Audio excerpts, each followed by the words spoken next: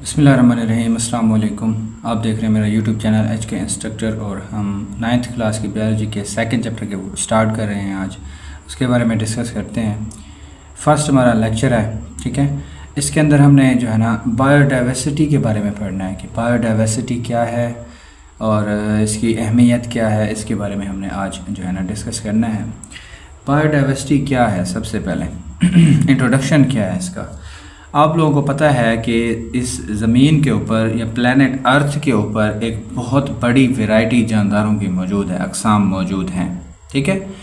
बहुत बड़ी जानदारों की वैरायटी ज़मीन के ऊपर मौजूद है जो इकोसिस्टम के अंदर बैलेंस को मेंटेन करने के लिए बहुत ज़्यादा अहम है। इकोसिस्टम के अंदर होने वाले बहुत सारे नेचुरल प्रोसेसेस को मेंटेन करने के लिए, या हम कह सकते हैं कि इकोसिस्टम की मेंटेनेंस के लिए, उसको मेंटेन करने के लिए, इत्तेदाल में रखने के लिए बायोडाइवर्सिटी का होना क्या है, बहुत ज़्यादा ज़रूरी है, ठीक है।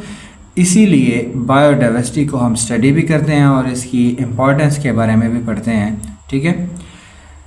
A vast variety of organism present on planet Earth, ज़मीन के ऊपर जानदारों की एक बहुत बड़ी वैरायटी क्या है, मौजूद है।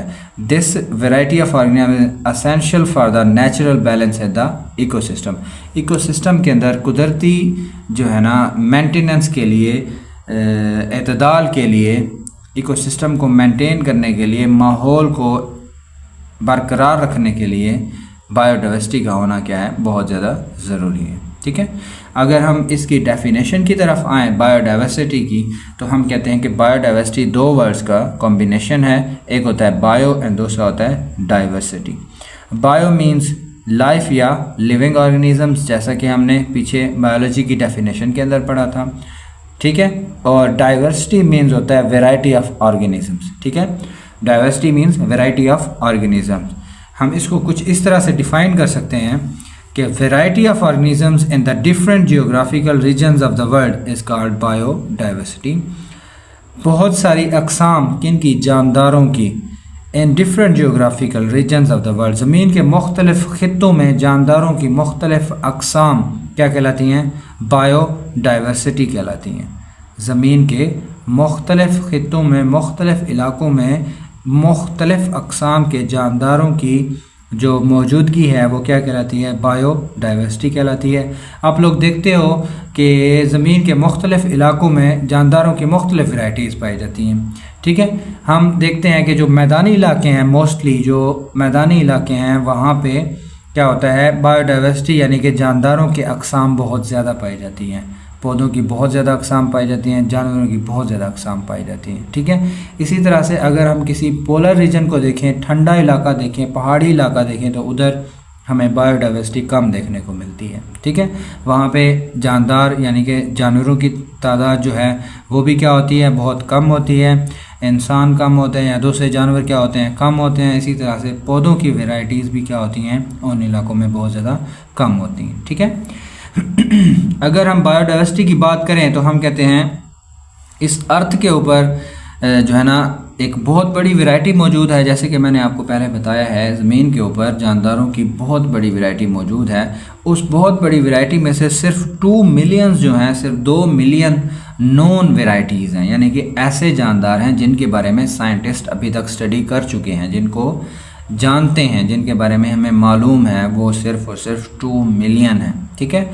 और 2 मिलियन से कई गुना ज़्यादा वैरायटी जानदारों की इस अर्थ के ऊपर मौजूद है, जिनके बारे में अभी तक अननोन है। साइंटिस्ट, साइंस या बायोलॉजी अननोन है, उसको पता नहीं है। साइंटिस्ट अभी स्टडी कर रहे हैं उसके ऊपर, ठीक है। और इंशाल्लाह इन फ्यूचर इनके ऊपर मज़ीद क्या की जाएगी, स्टडी की जाएगी, इसको 2 मिलियन को बढ़ा दिया जाएगा, ठीक है। फिर हम कहते हैं कि varieties of organisms depend on the environmental factors. हर इलाके के अंदर मौजूद जानदारों की जो वैरायटी है वो उस इलाके की आबो हवा, उसके इन्वायरमेंट, उसके एल्टीट्यूड या सॉइल की टाइप के ऊपर डिपेंड करती है, ठीक है। हर इलाके के अंदर मौजूद जानदारों की जो वैराइटीज़ हैं वो उसके मुख्तलिफ़ इन्वायरमेंटल फैक्टर्स के ऊपर डिपेंड करती है, माहौलियाती फैक्टर्स के ऊपर डिपेंड करती है।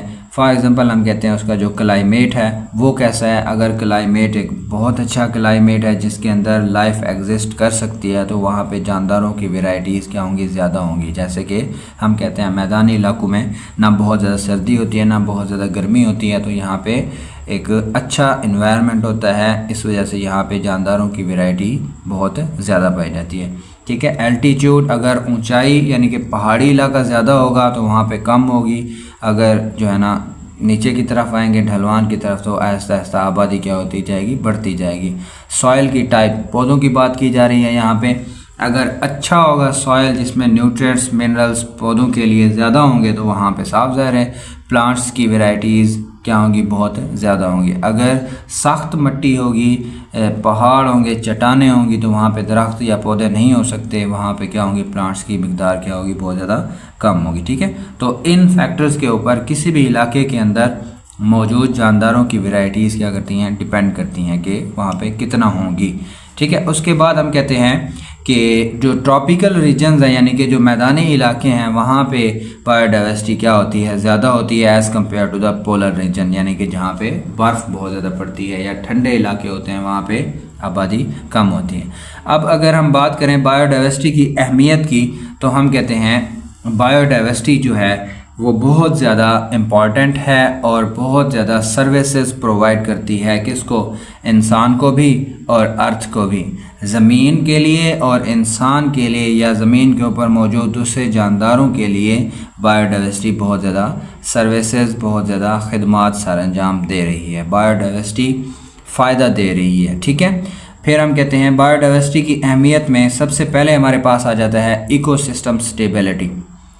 बायोडाइवर्सिटी जो है किसी भी इकोसिस्टम के अंदर मौजूद होने वाले नेचुरल प्रोसेसेस, कुदरती तौर पर होने वाले प्रोसेसेस जो हैं उनको क्या करती है, बायोडाइवर्सिटी मेंटेन करती है। मिसाल के तौर पर हम कहते हैं एक इकोसिस्टम के अंदर होने वाला जो कार्बन साइकिल है या नाइट्रोजन साइकिल है, बायोडाइवर्सिटी उसको क्या करती है, मेंटेन करती है। ठीक है, बायोडाइवर्सिटी यानी कि जानदारों की वैरायटीज़ कार्बन साइकिल या नाइट्रोजन साइकिल को मेंटेन करने का काम करते हैं। ठीक है, यानी कि पौधे जो क्या कर रहे होते हैं, कार्बन डाइऑक्साइड को यूटिलाइज़ कर रहे होते हैं, एनिमल कार्बन डाइऑक्साइड को रिलीज़ कर रहे होते हैं, जानवर रेस्पिरेशन के अमल के दौरान कार्बन डाइऑक्साइड रिलीज़ करते हैं, वहीं कार्बन डाइऑक्साइड क्या करते हैं, पौधे यूटिलाइज़ करते हैं और फोटोसिंथेसिस का अमल करते हैं। सेम ऐसे नाइट्रोजन पौधों की ग्रोथ के लिए बहुत ज़्यादा असेंशियल होती है, इस वजह से जो है ना पौधे इसको यूटिलाइज़ करते रहते हैं और इन्वायरमेंट को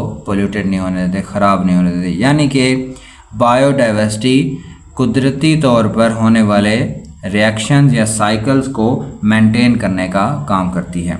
उसके बाद हम कहते हैं कि क्लाइमेट रेगुलेशन।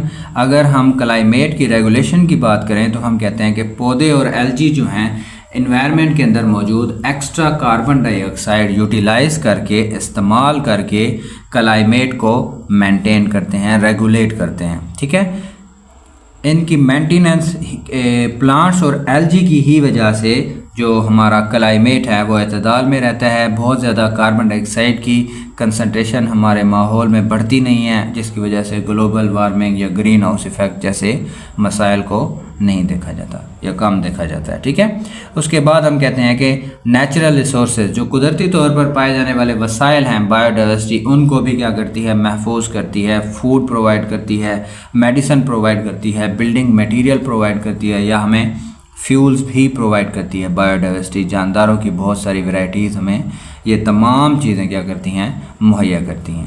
उसके बाद अगर हम बात करें तो हम कहते हैं बायोडाइवर्सिटी की एक और जो अहमियत है वो है इकोसिस्टम बेनिफिट्स। ठीक है, इकोसिस्टम के benefits, biodiversity economic benefits, biodiversity हमें इकोनॉमिक बेनिफिट्स भी प्रोवाइड करती है, जैसे कि बायोडाइवर्सिटी डिफरेंट इंडस्ट्रीज़ को सपोर्ट करती है, like agriculture, like tourism, like pharmaceutical. हम मुख्तलिफ़ प्लांट से मेडिसिन इस्तेमाल जो है ना ऑब्टेन करते हैं जो फार्मास्यूटिकल इंडस्ट्री को सपोर्ट करती है। टूरिज़म, बायोडाइवर्सिटी हमें टूरिज़म प्रोवाइड करती है।